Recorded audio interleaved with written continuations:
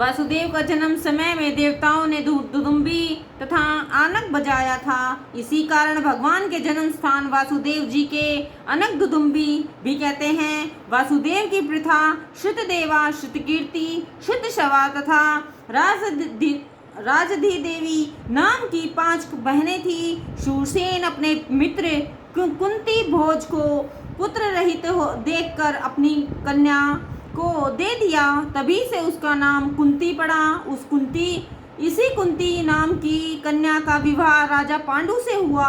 पुरुष वशीय वृद्ध शर्मा ने श्रुतदेवा के साथ विवाह किया। बैकुंठ में ऋषियों के शाप से जो पहले जयदिति का पुत्र हिरण्यकशिप हुआ था, वही इस समय दंतवक्र हुआ। केकई के दशक दृष्टकेतु नाम के राजा के साथ श्रुतकीर्ति का विवाह हुआ। उसमें संत दर्द आदि 5 पुत्र उत्पन्न हुए। जयसेन और राजदेवी जी के साथ विवाह करके विंद तथा अनुविंद नाम के 2 पुत्र उत्पन्न किए।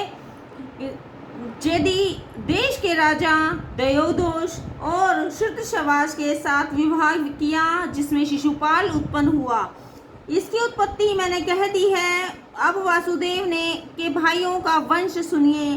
कंसा नाम की भार्या में देवभाग के चित्रकेतु और बुद्धग्नान नाम के पुत्र हुए और कंसावती से देशवा और सुबीर का ईशुमान नाम के 2 पुत्र हुए।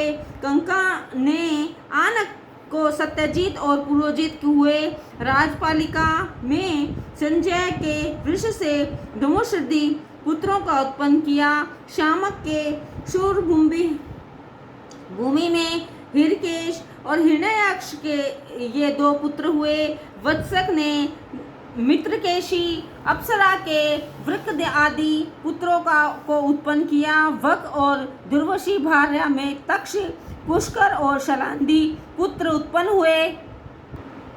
कंक, आनक और कर्णिका के गर्भ से श्रितधाम तथा जय हुए। वासुदेव को पूर्वी रोहिणी, भद्रा, मदिरा, रोचना, इला इत्यादि देविका प्रमुखा अनेक पत्नियां थी। उनमें रोहिणी के गर्भ से बलदेव, गद, सारण, दुर्मद, विपुल, ध्रुव और कृतादि पुत्र हुए एवं पौरवी के गर्भ से सुभद्र आदि पुत्र हुए।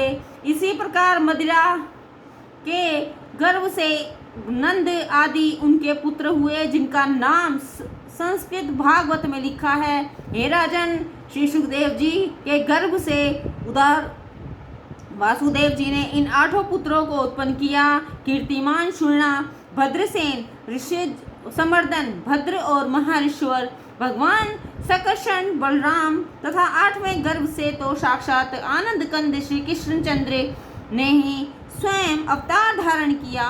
देवकी जी को सुभद्रा नाम की कन्या भी हुई। हे राजा परीक्षित, जो कि तुम्हारी पितामही थी। इतनी कथा कहकर श्री सुखदेव जी बोले कि हे राजा परीक्षित, जब धर्म की हानि तथा अधर्म की वृद्धि होती है, तब धर्म की रक्षा के लिए भगवान अवतरित होकर अधर्म का नाश कर पुनः धर्म की स्थापना किया करते हैं। हे भरतवर्ष, उस अजन्मा की लीला के अतिरिक्त और क्या हो सकता है, जिन मानव रूपधारी भगवान ने राज्य चिन्हधारी तथा अनेक अशोधिनी सेनाओं से युक्त राक्षस राजाओं से आकंत पृथ्वी का भार दूर करने के लिए उस कुरुक्षेत्र के मैदान को महाभारत का समरांगण बनाया तथा युद्ध क्षेत्र में युद्ध करने वाले अधार्मिक राजाओं की आयु और सेना का नाश करते हुए पृथ्वी के अनंत भार को उतारकर एवं